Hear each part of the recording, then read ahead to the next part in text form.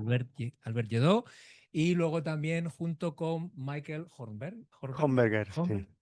que estaba en el grupo de John Hodges en Cambridge, ahora ya está en Southampton Mm. University, ¿no? Ha sido sus tutores, y él se ha centrado desde el inicio en Alzheimer, ¿no? Sí, Tu principalmente carrera de Alzheimer. psicólogo ha sido siempre tanto en Sudamérica, que él trabajó con, bueno, pues con referencias importantes en Sudamérica, como Agustín Ibáñez, ¿verdad? Has Sí, trabajado sí, con Agustín, con con Agustín, Andrea y bueno, un poco más, la verdad. Eso con principalmente. los, eso es, con referencias en Sudamérica, en la enfermedad de Alzheimer, y luego ya saltó aquí a España, ¿no? Por diversos motivos, y entre otros pues, para hacer su tesis en un sitio como el Clinic, con gente como Raquel y como Albert, ¿no? Él hizo su tesis sobre el circuito de Papez Eso es. y la enfermedad de Alzheimer, ¿no? No Sí, sé si nos vas a contar un poquito sobre eso tu es. tesis. Entonces, bueno, pues nada, gracias por venir y deseando escucharte, Pues Gonzalo. muchas gracias. Bueno, primero que todo, agradecer la invitación, ¿no? El tenerme aquí. La verdad que el centro está genial. Venía sin conocer mucho y tampoco no lo sé, sin imaginarme nada y la verdad que he quedado muy gratamente sorprendido. Es un equipo, por lo que me han mostrado, fenomenal. Y pues eso, y nada, yo les voy a presentar un poco mi línea de investigación, ¿no? Lo que he desarrollado principalmente durante mi tesis doctoral y lo que convergen hoy en uno de los proyectos más importantes que estoy llevando a cabo actualmente. Y bueno, me pidieron un título un poco de la canción, ¿no? Y he puesto marcadores clínicos y cerebrales del continuo de la enfermedad de Alzheimer, que entiendo que es un título que puede ser bastante poco específico y general, ¿no? Pero bueno, creo que marca en cierta medida lo que he ido haciendo con el tiempo y bueno, espero que les haga sentido y si no, no sé si han traído tomates, espero que no, pero bueno, ya se puede esperar. Entonces nada, a ver, como pequeña introducción, todo lo que, ¿no? Que la enfermedad de Alzheimer es esta enfermedad neurodegenerativa de inicio insidioso, ¿cierto? Y progresión gradual que está caracterizada, ¿no? por un declive cognitivo y un declive funcional. ¿No? Desde el punto de vista neuropatológico, sabemos tanto que la beta-amiloide como el tau son el gold standard, ¿no? La neuropatología y que sigue una cierta distribución que es distinta por el beta-amiloide por un lado y tau por el otro, ¿no? Sabemos que beta-amiloide comienza en regiones basales del lóbulo frontal, temporal, occipital, luego progresa al diencéfalo, el resto del cerebro. Y desde el punto de vista de el tau vemos que los primeros depósitos los encontramos en la corteza transentorrinal y luego esta progresa al CA1 del hipocampo y en regiones también del núcleo enterodorsal del tálamo. Pero también entendemos que pueden haber lo que llamamos, ¿no? factores que influyen en el fenotipo clínico de la enfermedad y que pueden estar mediando en cierta medida ¿no? la presentación clínica, ¿no? Y hemos caracterizado o elegido, entre comillas, dos factores fundamentales. El primero es la edad de inicio de la sintomatología, que si bien entendemos que existe un punto de corte arbitrario, ¿no? que son los 65 años de edad, en donde si la sintomatología inicia antes de esa edad, le llamamos early onset o Alzheimer de inicio temprano, y si comienza a partir de los 65 años, entendemos que es late onset o enfermedad de Alzheimer de inicio tardío. Pero más allá de este corte arbitrario de los 65 años, también entendemos que hay diferencias significativas entre early y late onset, ¿no? Se caracteriza, perdón, el early onset como una presentación, por decirlo de alguna manera, un fenotipo más agresivo, ¿cierto? Hay mayor distribución, ¿no? de los ovillos neurofibrilares, el perfil cognitivo varía en cierta medida y las presentaciones, lo que se llama atípica de la enfermedad de Alzheimer, también son más frecuentes en early onset comparado con late onset, ¿no? Todas estas presentaciones del lenguaje, ¿no? o disejecutivas, aún sabiendo, ¿no? y entendiendo que la presentación amnésica siempre sigue siendo la más frecuente, tanto para early como para late. Entonces, esto sería uno de los factores a elegir y el otro es el perfil de la polipoproteína, ¿no? Específicamente la ApoE4, que sabemos que es desde el punto de vista genético uno de los factores de riesgo más importantes, ¿no? dentro de la enfermedad de Alzheimer, que retrasa la aparición de la sintomatología unos cuantos años y que está asociado a distintos procesos biológicos, ¿no? Como la reducción de la eliminación de las agregaciones de beta, ¿no? La neuroinflamación, de disfunción sináptica, entre otras. Entonces quisimos estudiar en el periodo, ¿no?, de mi tesis cómo estos dos factores median o pueden en cierta manera impactar, ¿no?, a nivel tanto cerebral, desde el punto de vista de la neuroimagen o cambios estructurales, y la repercusión desde el punto de vista clínico, ¿no?, desde el punto de vista cognitivo, en cuanto a estos dos factores.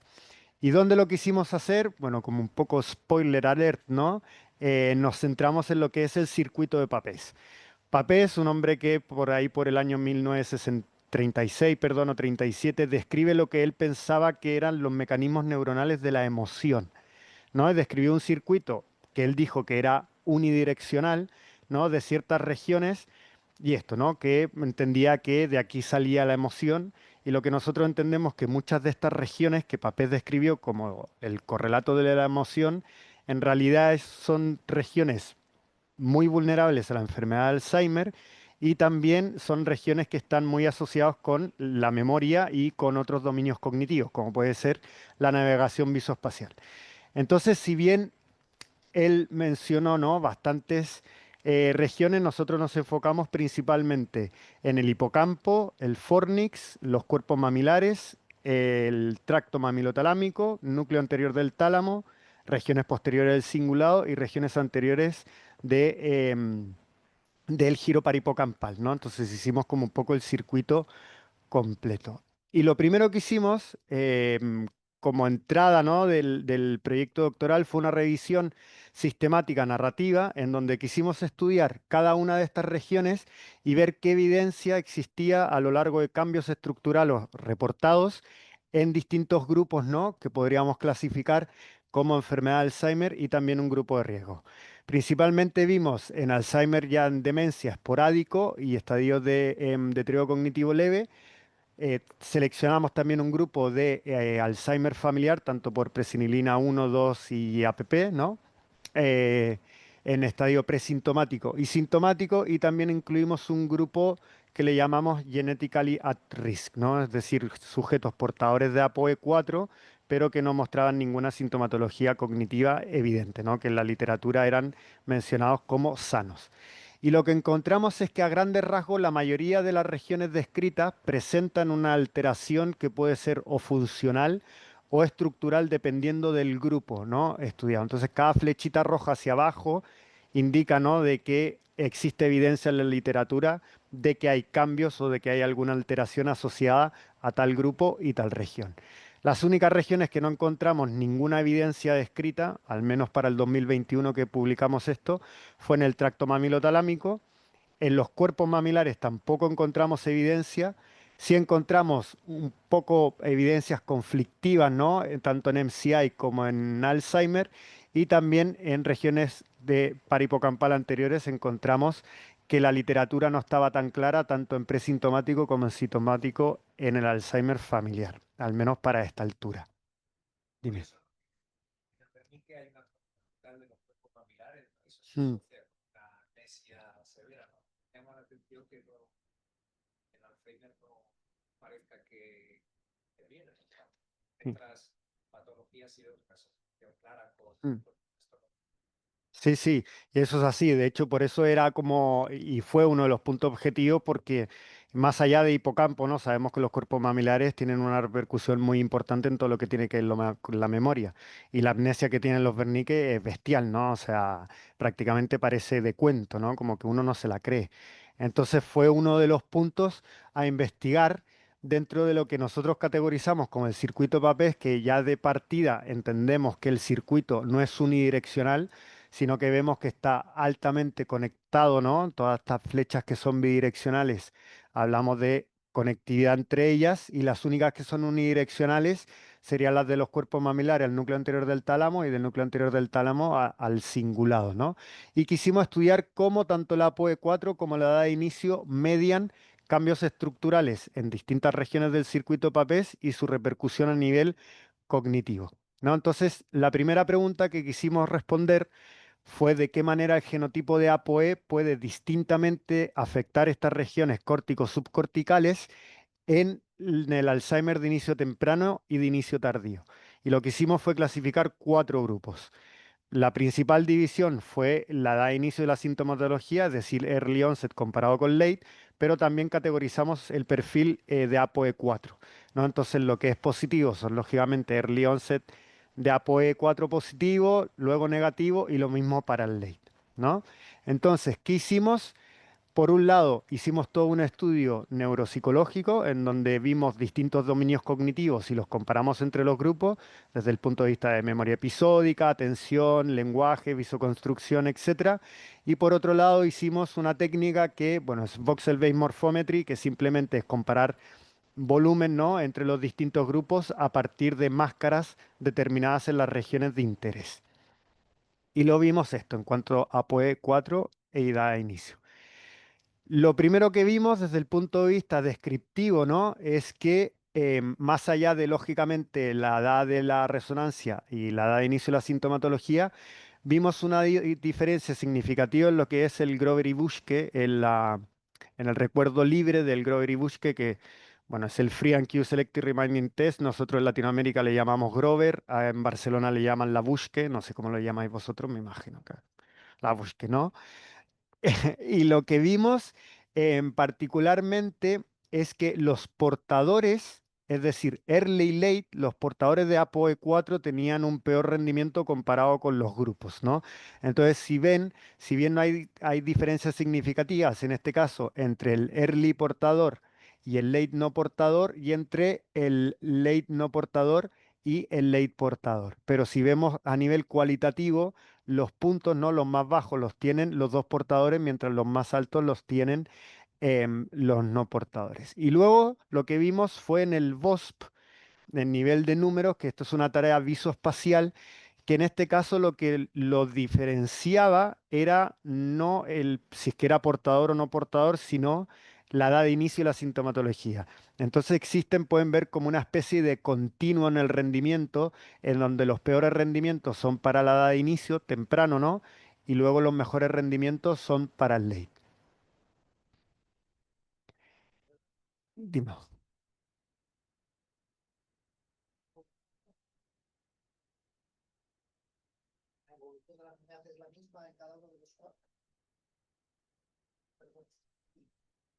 Eh, Pregunto, ¿controlasteis el tiempo de evolución como un indicador del grado de desarrollo, de avance del neurodegenerativo?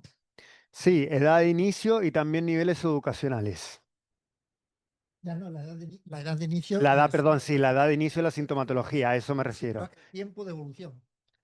Ah, el tiempo de evolución, sí, sí, Digo, sí, sí. O sea, cuánto dura la enfermedad desde el inicio de la respecto a la sintomatología hasta evaluación. el momento de la evaluación. Sí, sí, controlamos por esa variable y también controlamos por el nivel educativo de los sujetos. Y luego, desde el punto de vista de los análisis de Voxel Based Morphometry, es decir, volumetría, vimos que en los early onset había una diferencia significativa en los cuerpos mamilares entre el APOE portador y el APOE no portador. Yo no sé si es que habías visto la presentación, pero bueno, está de la otra. No, pero esto es bastante curioso porque, claro, el problema, Es que la revisión sistemática no se había encontrado que los cuerpos claro. mamilares se asociasen, ¿no? Eso es, no había, la poca evidencia que había era conflictiva, no estaba claro si es que había o no un impacto en los cuerpos mamilares, pero nosotros lo que pudimos ver es que sí habían diferencias significativas. Y claro, esto desde el punto de vista de la neuroimagen es cuestionable, ¿no? Porque los cuerpos mamilares son muy pequeños, uno tiene que coger una máscara y poder analizarlo, pero esto sobrevivió a Family Wise Correction. Entonces, ¿qué es el threshold, ¿no? O el punto de corte desde el punto de vista estadístico más robusto que se puede hacer de un 0,05? Entonces, em, creemos que disminuimos lo más posible, ¿no? Cualquier artefacto o cualquier otro objeto que pudiese estar dando un falso positivo, ¿no? Aunque queda cuestionable, pero bueno, hicimos lo mejor que pudimos. Y desde el punto de vista de... No me pasa. ¿Cambio aquí? Tampoco. Ahí. No, ahí sí. Y desde el punto de vista de los late, vimos que los late portadores tenían una disminución volumétrica, ¿no? O atrofia que le podemos llamar, en regiones temporomediales y de la corteza cingulada posterior. Estas son representaciones esquemáticas. En el paper pueden encontrar la figura, pero creo que esto se ve mejor que lo que es el BBM, ¿no? Y luego lo que quisimos ver en cierta medida fueron las asociaciones de estas regiones de los cambios volumétricos en el circuito PAPES con los dominios cognitivos estudiados, ¿no? Entonces vimos específicamente para memoria episódica lo que es el recuerdo libre, ¿no? La variable que salió diferente entre los grupos, y desde el punto de vista visoespacial también quisimos ver el VOS, que bueno, es un poco cuestionable lo visoespacial en el VOS, pero era la medida que teníamos, ¿no? Lo primero que vimos en el early no portador es que tanto la memoria episódica como lo visoespacial se correlacionaban los cambios de volúmenes con un peor rendimiento a niveles temporomediales. Y lo que es el rendimiento visoespacial era exclusivo en este grupo para regiones parietales posteriores, cosa que es calcada pero al revés prácticamente en los late no portadores. Entonces vemos que las regiones temporomediales se asociaban con un rendimiento en memoria episódica, y lo visoconstructivo se asociaba con el, perdón, lo visoconstructivo y la memoria episódica se asociaba con lo de regiones parietales posteriores. E interesantemente encontramos que el núcleo anterior del tálamo, a partir de una máscara, ¿no? También se asociaba con un peor rendimiento dentro de lo que es memoria episódica y funciones visoespaciales. Y por último, ya el late portador, ¿no? Presentamos como unos resultados que son más típicos, por llamarlo de alguna manera, donde tenemos asociado la memoria episódica en estructuras temporomediales y lo visoespacial en regiones más parietales posteriores. Entonces, como conclusión, para este primer artículo nos quedamos con que el genotipo de APOE impacta de manera distinta, ¿no? El circuito PAPES según la edad de inicio de la sintomatología, y quisimos rescatar dos regiones subcorticales en específico, ¿no? Por un lado, los cuerpos mamilares, que hacen esta distinción entre early portador y no portador, y por otro lado el núcleo anterior del tálamo, que se correlaciona con este déficit o un peor rendimiento en los late no portadores desde el punto de vista de memoria episódica y visoespaciales, ¿no? Entonces nos quedamos con que la APOE y la edad de inicio influyen, ¿no? en el perfil cognitivo de los sujetos. Y, Está muy bien porque ese es otro síndrome clásico neurológico, ¿no? La amnesia talámica, ¿no? Esas lesiones en la parte anterior del tálamo que te dan un cuadro amnésico. Es algo es raro, hmm, pero a veces en la clínica neurológica ves, ¿no? Pacientes que con un ictus te hacen una amnesia y tienen una lesión en la parte anterior del hmm, tálamo, ¿no? Lo que se llamaban infartos estratégicos, ¿no? ah. Una causa rara de demencia. Sí, tal cual. Y justo con tu comentario, ¿no?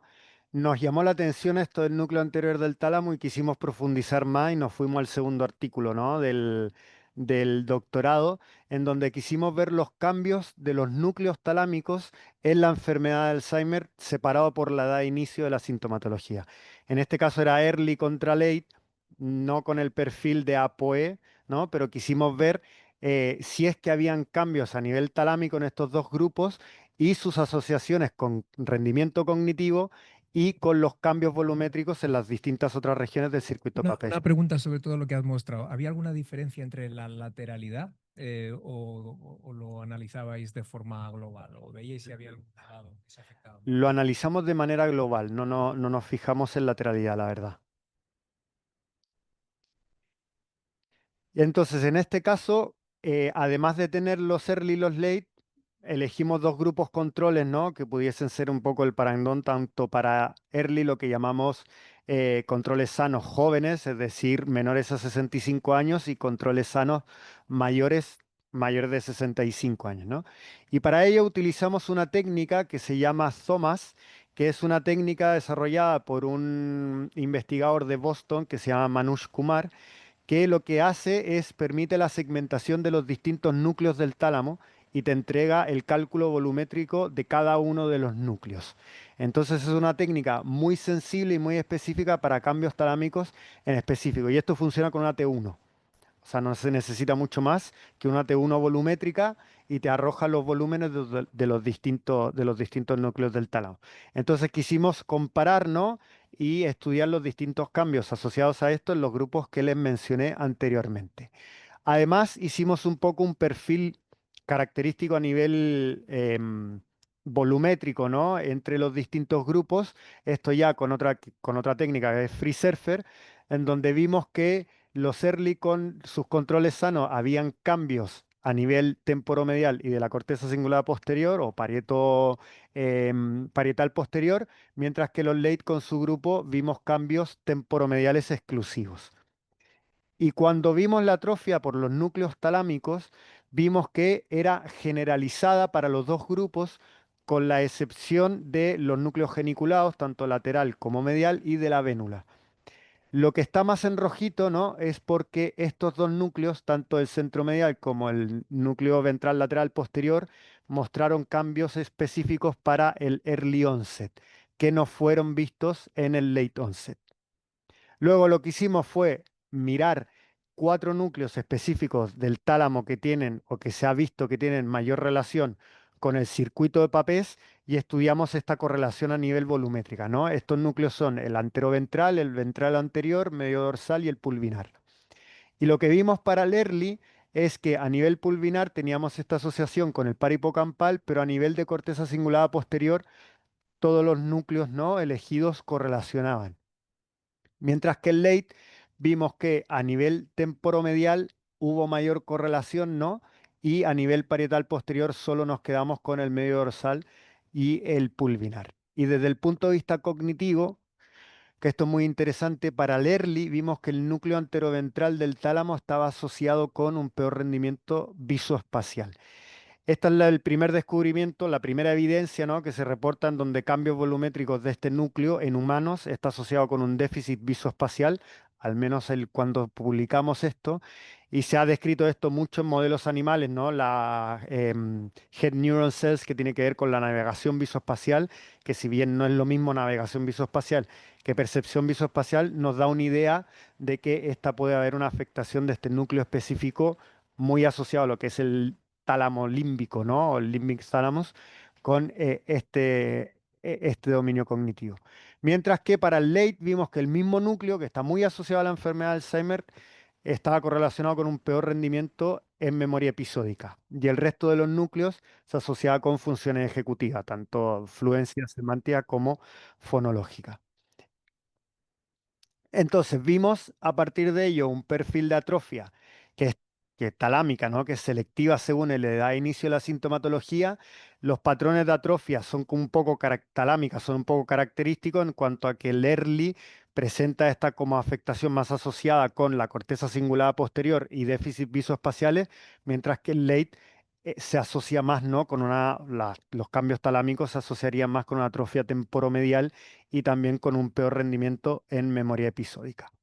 Entonces, todo esto lo hicimos en Barcelona, mientras hacía el doctorado y en paralelo con el grupo chileno quisimos estudiar más allá de biomarcadores, ¿no? Porque toda esta población estaba muy estratificada a nivel de líquido, ¿no? Biomarcadores. En Chile no hay recursos para hacer biomarcadores, entonces no tenemos líquido ni mucho menos, y existe la necesidad no solo por ello, sino para encontrar lo que se llama un biomarcador cognitivo.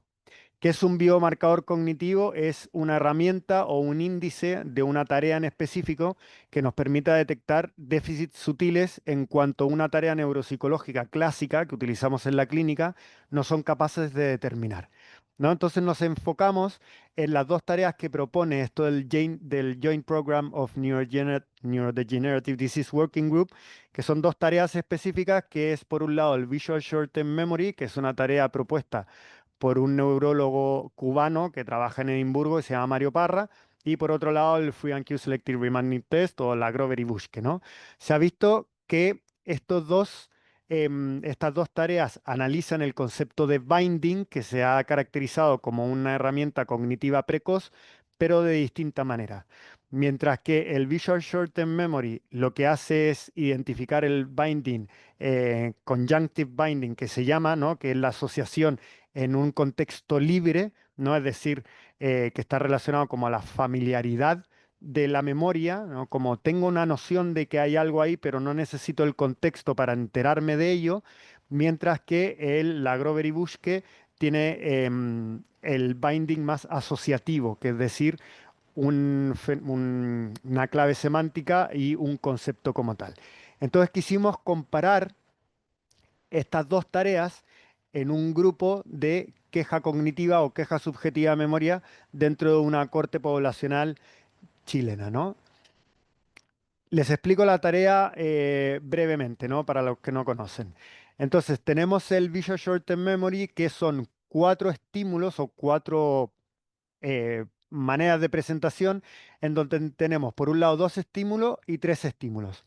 Primero tenemos solo la presentación de forma, que se le muestra por 2000 milisegundos en un periodo de estudio, formas, y luego en el test de respuesta la persona tiene que decir si las formas presentadas en este estímulo son igual o diferentes a las presentadas en el estudio, independientemente de la posición en la cual se presentan las formas, tanto para 2 como para 3. Y luego lo que es el binding como tal se une forma y color. Entonces en este caso el sujeto, el paciente, tiene que responder si es que la misma forma tiene el mismo color, ¿no? O es diferente. Entonces en este caso, bueno, en ambos casos sería distinto porque si ven, los colores están cambiados. Entonces no es solo que te acuerdes cuáles colores aparecieron y cuáles formas aparecieron, sino que tienes que hacer el binding entre color y forma, ¿no? Para el mismo concepto. Y por otro lado tenemos la Grover-y-Buschke, que me imagino que ya esta la conocen un poco más, pero de manera sencilla tenemos la versión pictorial y la versión de palabras, que para una población de bajo nivel educativo pasamos la pictorial, que es más relevante, ¿no? Entonces se le muestran 4 láminas, cada una de esas láminas tiene 4 estímulos, uno le entrega la clave semántica al sujeto y la persona tiene que identificar el estímulo como tal, ¿no? Entonces uno le dice, ¿cuál es el utensilio de higiene? Ah, el cepillo de dientes. ¿Cuál es el insecto? Ah, la mosca. Vale, perfecto. Una vez que el sujeto es capaz de identificar los 4 estímulos, uno le retira la lámina y le vuelve a preguntar, de la lámina que te acabo de mostrar, ¿cuál era el cepillo de dientes? Esto sin que el sujeto lo vea. ¿Cuál es la gracia de esto? Es que nosotros permitimos la codificación de la información. Por tanto, bypaseamos cualquier efecto atencional que pueda permitir o pueda explicar un mal rendimiento en esta tarea. ¿Vale? Luego de que el sujeto es capaz de completar los 16 estímulos, se espera un minuto y se le pregunta, dígame de todos los estímulos, ¿cuáles son los que usted recuerda? ¿No? Entonces empieza. Ah, la mosca, cepillo, herramienta. Y una vez terminados los 2 minutos, uno le entrega la clave semántica de las palabras restantes, ¿no? De las que él no mencionó o ella no mencionó. Se hace por 3 instancias, lo que nos da los primeros índices de la Grover-y-Buschke, el recuerdo libre inmediato, que es la suma de los 3 recuerdos libres, el recuerdo con clave inmediato y el recuerdo inmediato total, ¿vale? Luego se pasan 20 minutos en donde uno agrega otras tareas, preferentemente no amnésicas ni con contenido verbal, y luego a los 20 minutos se le vuelve a pedir que evoque las palabras. Y esto nos entrega el recuerdo libre diferido y el recuerdo con clave y total diferido. Entonces, hicimos esto en sujetos sanos, queja subjetiva de memoria, deterioro cognitivo leve y Alzheimer. ¿Qué encontramos? Por un lado, en la tarea del binding, ¿no? Cuando mostrábamos solo formas, no había diferencia significativa entre los grupos de sanos y queja subjetiva de memoria, pero sí había una diferencia significativa entre los grupos de Alzheimer y MCI. Y cuando agregamos color, es decir, en binding, vimos un continuo perfecto. Es decir, bueno, perfecto entre comillas. Vimos que los sujetos sanos se diferenciaban significativamente de la queja, que se diferenciaban del Alzheimer y del MCI. Y cuando lo hicimos un poco más complicado, es decir, con las 3 formas y color, ya a niveles clínicos o prodrómicos clínicos perdíamos ese nivel de diferencia significativa en donde rendían de la misma manera, aun cuando en grupos sanos y de queja subjetiva de memoria sí lográbamos encontrar una diferencia.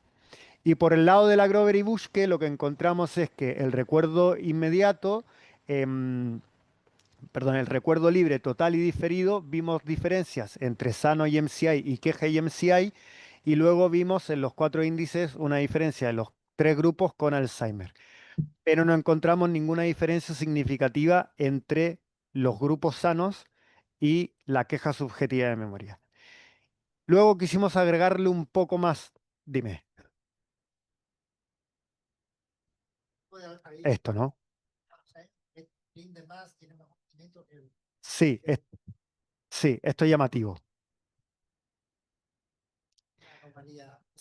Sí, es difícil, la verdad que es difícil entender el por qué se atribuye, se puede atribuir al nivel educacional, sin embargo, se supone que esta tarea, o sea, no responde a niveles educativos, pero esto es algo que, como bien dices, es una anomalía, es difícil de entender el por qué, ¿no? Pero es un poco el continuo de la manera como puede ser, muy probablemente.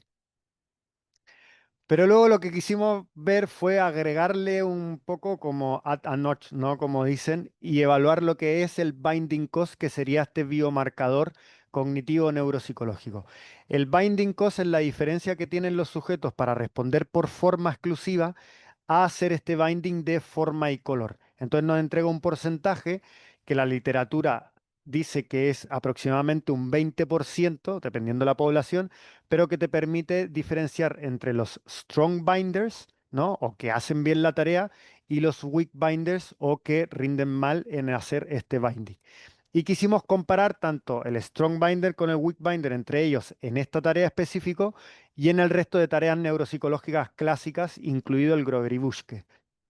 Lo que vimos es este efecto que también es paradójico, pero que está muy descrito. O sea, en los distintos artículos que ha publicado Mario Parra, ven este efecto en donde los weak binders en lo que es forma rinden muy bien, pero cuando agregamos el binding caen significativamente. Entonces tienen un rendimiento muy por debajo de lo esperable.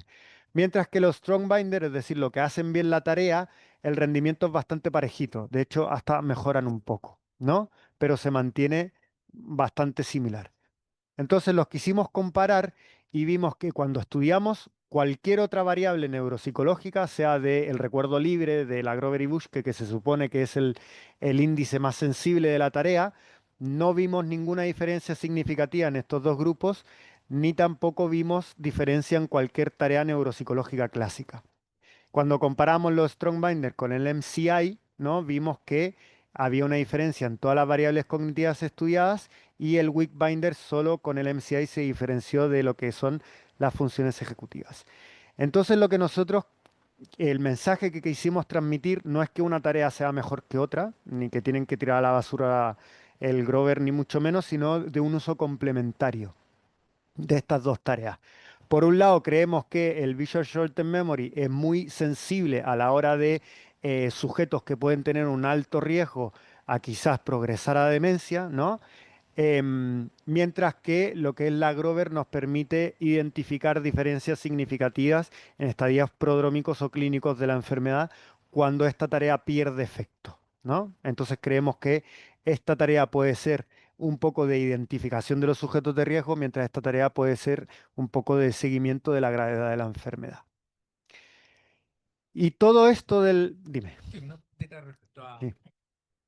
fenotipo de quejas subjetivas de memoria, ¿no? ¿Cómo lo definíais, no? Porque ya sabes que esto es un fenotipo conflictivo, que algunos estudios de biomarcadores no encuentran diferencia entre controles y quejas subjetivas de memoria cuando haces grandes poblaciones, ¿no? Pero depende mucho de cómo definas el fenotipo, ¿no? Que sea realmente un fenotipo de riesgo o que sea un cajón desastre donde básicamente encuentras gente deprimida, pues bueno, con que se fibromialgia, otras cosas Sí. que ver con riesgo. Sí, no, si es que el MCI es heterogéneo, la queja subjetiva ya es el padre de, ¿no? Lo más heterogéneo que hay en el mundo. Lo que nosotros hicimos, esto se basó en un estudio poblacional dentro de la Cortejero, que se iba a las casas de los sujetos, se le tocaba el timbre o la puerta y le decía, hola, mire, queremos invitarlo a participar en un estudio, ¿no? Y lo que se hacía era incluir sujetos mayores, mayores de 70 años, y se hizo un cuestionario de 11 preguntas específicos según lo que se reportaba en la literatura de tareas que medían la queja subjetiva de memoria. Entonces, a partir de toda una revisión que se hizo, ¿no? de las tareas o de los cuestionarios que evalúan queja cognitiva, se eligieron por modelos estadísticos las 11 más relevantes y se hacía ese cuestionario. Entonces, la queja subjetiva podía ser heteroreportada o autorreportada, y además tenía que en todos los estudios cognitivos no reflejar ningún rendimiento que pudiese clasificarlo dentro de MCI. Entonces a todos estos sujetos se le hizo estudio neurológico, neuropsicológico completo, neuroimagen, marcadores, también estudios psicosociales, desde caracterización del tipo de personalidad, si es neurótico o no, escalas de depresión neuropsiquiátrica, un pool muy, muy florido de todo lo que se le puede hacer, ¿no? Entonces, claro, los sujetos que te respondían sí o que el familiar decía que sí, se incluían como parte de la queja subjetiva de memoria. Los controles sanos no tenían queja. Entonces, bueno, todo esto ha decantado en un proyecto de financiación, ¿no? De la Agencia Nacional de Investigación y Desarrollo, un ministerio de Chile que, para que se hagan una idea, es como una especie de un FIS, por decirlo, ¿no? Pero es un FIS, lo bueno que tiene Chile es que permite a los postdoctoral competir con los postdoctoral.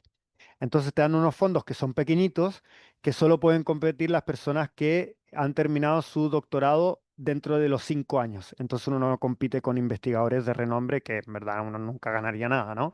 Al menos yo no podría ganar en mi estadio de carrera.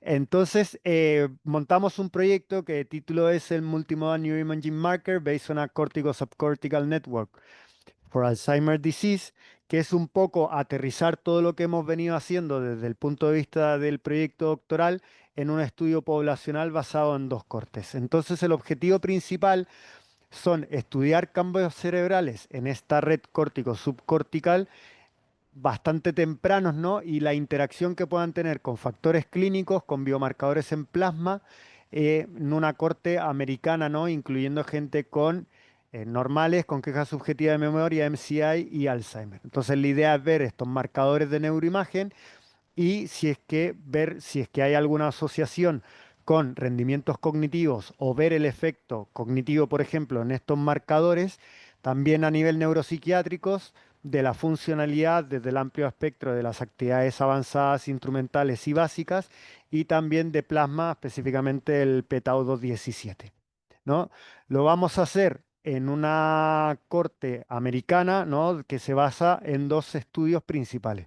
REDLAT, que es Multi-Partner Consortium to Expand Dementia Research in Latin America, que lo comanda Agustín Ibáñez, que es un estudio que incluye sujetos sanos, Alzheimer, Parkinson y demencia frontotemporal de distintos países, incluyendo Estados Unidos, México, Brasil, Perú, Colombia, Chile y creo que me dejó algún otro por ahí, ¿no? Y Argentina. Eso, muchas gracias. Y por otro lado, le incluimos la gente de la corte Gero, que es esta corte de reclutaba sujetos con queja subjetiva de memoria, además de reclutar en la clínica de memoria, ¿no? Que está ahí basada en el hospital donde se desarrolla esta corte de Santiago de Chile, sujetos con Alzheimer. Entonces nosotros nos vamos a fijar, no vamos a mirar DFT ni Parkinson, vamos a mirar Alzheimer y el resto de los grupos. Por ahora tenemos aproximadamente 2.000 sujetos reclutados, ¿no? Entonces el punto de entrada mínimo es que tengan una T1, es lo principal, que tengan data sociodemográfica, lógicamente, y que tengan un mínimo de evaluación cognitiva. El gran desafío para mí este año está siendo la base de datos, que se pueden imaginar que con distintas tareas y datos y de una corte y de otra, es un quebradero de cabeza. Pero bueno, desde el punto de vista de la neuroimagen, más allá de volumetría o cosas por el estilo, también queremos estudiar técnicas que son medianamente nuevas, algunas más que otras, sobre todo esta, que es del mismo autor de Thomas, que les mencionaba que es capaz de segmentar los distintos núcleos del tálamo. La versión del 2025 ya agrega ganglios de la base y otras regiones. Entonces, esta nueva técnica nos permite también identificar el globo pálido interior, exterior, el globo pálido como tal, núcleo reunens, el pálido, el claustrum, también la amígdala y otras regiones, ¿no? Nuevamente nos entrega el volumen, esto es por hemisferio y hemisferio, ¿no? Te entrega al izquierdo y el derecho cada uno de sus volúmenes. Entonces, bastante interesante, ¿no? Queremos agregar lo que es White Matter Hyperintensity, también como una medida que está un poco de moda en lo que es los estudios de Alzheimer. Yo no sé si es que se ve muy bien, pero había hecho un videito. No sé si se alcanza a ver la hiperintensidad de sustancia blanca. Ahí no, por ejemplo, que se alcanza a ver la hiperintensidad. Entonces, la idea de esto es que te entrega el cálculo del volumen, ¿no? De aquí con una máscara uno lo pinta, ¿no? Entonces ahí se puede ver más notoria las distintas hiperintensidades y te entrega el número de lesiones y el volumen de lesiones a nivel periventricular, subcortical, yuxtacortical e infratentorial. Y por último también a nivel de conectividad lo que queremos hacer es, no podemos ir núcleo por núcleo del tálamo porque son muy pequeñicos, entonces la DTI no funciona muy bien, pero al menos segmentar de alguna u otra manera, o al menos yo no sé cómo hacerlo, pero a nivel de tálamo, ¿no? Quizás regiones más anteriores, mediales y posteriores, ver la conectividad estructural que existe con otras regiones, también idealmente de los ganglios de la base y estudiar en profundidad quizás cambios, ¿no? Desde el punto de vista de conectividad estructural, de volumen, ¿no? Y de hiperintensidad de sustancia blanca y su asociación con todos los otros factores que estamos viendo. Es un proyecto para que se hagan una idea que son 3 años. Acabo de ganar los fondos en abril, más o menos. Su fondo pequeñito de unos 90.000 euros, pero bueno, para comenzar no está mal. Eso sería. Muchas gracias.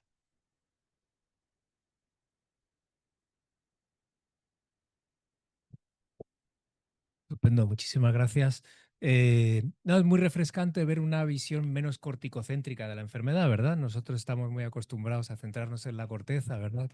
Y está muy bien ver las estructuras subcorticales que pueden jugar un papel importante en los síntomas que tiene el paciente, ¿no? Y dependiendo del perfil del paciente también, lo cual añade una complejidad muy interesante, ¿no? Seguro que hay preguntas aquí, el grupo de neuropsicología, grupo de imagen.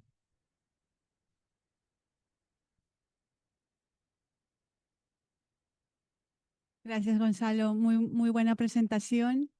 Em, Me parece un buen esfuerzo el poder hacer esa diferenciación en cuanto a los perfiles cognitivos dentro de toda la segmentación que planteaste en tu trabajo. Tengo una pregunta sobre los MCI. Puntualmente para tu trabajo, ¿viste si eran predominio amnésico, predominio multidominio o no importaba eso, simplemente que fueran MCI? Gracias por la pregunta, buena pregunta. En general no nos enfocamos mucho si es que había, eh, la mayoría era predominio amnésico, pero no era un criterio de exclusión o de inclusión que fuera puramente amnésico o que fuera disejecutivo alguna presentación multidominio o unidominio. Era que tuviese la categoría de MCI principalmente. Vale, porque en esa línea me llamó la atención el resultado este que hiciste dividiendo la tarea del binding, cuando hacías la segmentación por shape y otra por form y shape. Si en algún grupo a lo mejor había mucha más carga de un déficit a nivel atencional, porque son dos características que Hmm. tienen que tomar en cuenta, tanto el shape como el form. Y si alguno de los grupos podría estar teniendo una mayor cantidad de sujetos con un déficit puntualmente en ese dominio. Sí, bueno, eso lo pudimos bypassear en cierta medida cuando hicimos el análisis del strong binder con el weak binder, ¿no? Porque si bien esta tarea tienes toda la razón, hay un tema tensional que no controlamos, por tanto puede explicar un peor rendimiento, pero lo que hicimos fue seleccionar exclusivamente los sujetos que tenían quejas y normales y mezclamos todo ese grupo, hicimos esta doble categorización y los comparamos con los MCI, ¿no? Entonces pudimos ver que sí, el MCI tenía un peor rendimiento a nivel atencional, ¿no? Y de otras tareas, sobre todo comparándolo con el Strong Binder, y que sí puede ser un mecanismo que medie el rendimiento como tal, ¿no? Pero desde el punto de vista más anatómico, por decirlo de alguna manera, se ha visto que esta tarea específico correlaciona mucho con lo que es el Visual Ventral Sting, ¿no? O sea, la vía ventral visual y también tiene que ver mucho con lo perrinal. Entonces se ha visto que se correlaciona muy bien con depósitos de amiloide en sectores perrinales, en la corteza perrinal, ¿no? Y que puede explicar quizás lo que se le llama que es como una prueba preclínica porque logra identificar estadios previos a lo hipocampal de la enfermedad. Entonces te dice, mira, esto es perrinal, por tanto es antes de que llegue al hipocampo, por tanto no es clínico, ¿no? Pero sí que puede haber otros déficits perfectamente desde el punto de vista atencional, es que al menos nosotros no lo pesquisamos y tampoco hicimos una evaluación, por ejemplo, no aplicamos el CPT.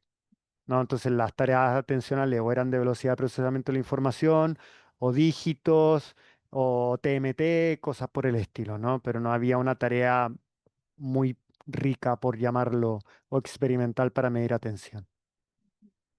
Gracias. Sobre todo era por ver esa posible mediación que podría estar haciendo en el rendimiento outcome que era para ustedes, lo del biting, ¿no? Muchas gracias. Ah.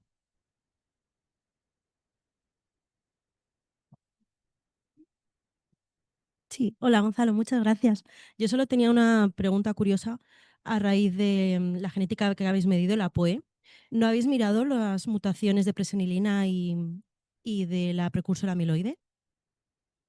No, no lo miramos. O sea, primero que todo, para los estudios como tal no incluimos Alzheimer familiar, nos quedamos meramente con APOE4, solo los incluimos cuando hicimos la revisión, pero desde el punto de vista de análisis nos quedamos meramente con Alzheimer esporádico, no con familiar. Vale, porque como suelen ser también de aparición temprana, Hmm, por eso iba a mi Sí, sí, pregunta. sí. Vale, vale, gracias. Ah. Bueno, muchas gracias, fue muy interesante. Una de las preguntas que iba a hacer era relacionado con eso, pero bueno, ya queda respondido. Y la otra es que no recuerdo bien en el estudio en el que analizabais la neuropsicología con las tareas visuales, ahí estudiabais el efecto de la POE también. Sí, en el primero estudiamos el efecto del APOE. Entonces, para lo visoespacial, lo que vimos que no pesaba tanto en lo visoespacial, sino la de inicio de la sintomatología. Sí, bueno, Hmm. me refiero al siguiente estudio. Al Sí. siguiente, no. En el siguiente no vimos lo de APOE, solo vimos edad de inicio de la sintomatología. Vale, ¿y quitasteis el efecto de la POE? O sea, por curiosidad. ¿Lo Pues añadisteis como...? no lo estudiamos, entonces no controlamos si es Vale, que vale. había o no había, la verdad. Claro, es que estaba pensando simplemente que era muy interesante porque, claro, se ve que los APOE4, bueno, incluso en controles, incluso tienen mejor rendimiento a veces en ciertas tareas que los NOE4. Pero en cuanto avanza, bueno, la patología o la edad, eh, ya empiezan a tener incluso un peor rendimiento. Mm. Me estoy refiriendo a navegación espacial, por Mm. ejemplo. Y claro, estaba pensando que quizás sea porque, claro, puede ser que la integración visual es lo que esté fallando y puede ser que en etapas más tempranas quizás lo compensen, pero más adelante ya pues igual sean incapaces de compensarlo, simplemente. Sí, sí, no, es muy interesante y tienes toda la razón con lo que dices, ¿no? Lamentablemente, la herramienta que nosotros utilizamos para evaluar visoespacial o visoespacialidad, la verdad que es flojilla, ¿no? O sea, lo que es la translocación, por decirlo de alguna manera, el VOSP que te entrega la subtarea de números, te puede dar un índice, pero no es como estudiar navegación como tal, ¿no? Hoy en día hay paradigmas de navegación, ¿no? Por ejemplo, lo que lleva Michael, que es el Supermarket Task, no sé si lo conocen, pero se le, se le muestra un vídeo a un sujeto con un carrito de supermercado y entonces comienza en un inicio y se mueve por un supermercado y una vez que se detiene se le pregunta al sujeto, ¿dónde estás? ¿A dónde está el inicio, no? ¿Está a tu izquierda, a tu derecha, a tu espalda o enfrente?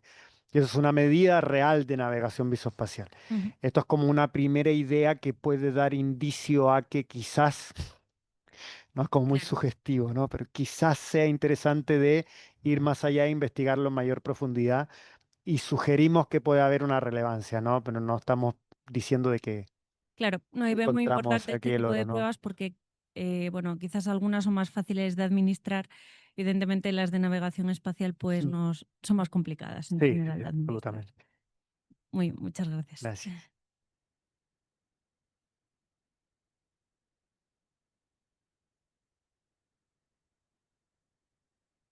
Yo tengo una curiosidad técnica sobre esas metodologías de identificación de cuantificación de los volúmenes.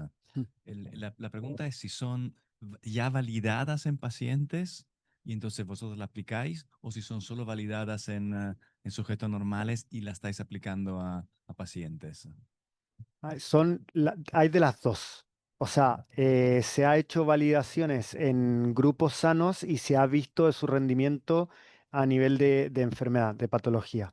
Entonces, la del núcleo del tálamo específicamente ya hay, creo, no sé si son unos 4 o 5 más publicaciones ya reportadas, tanto en sujetos sanos como en pacientes, y el contraste de ello en los niveles volumétricos. Entonces, como punto de corte, si hablan, no hay un punto de corte, pero sí se ha visto que es robusto a la hora de identificar diferencias volumétricas entre grupos de personas sanas y de pacientes.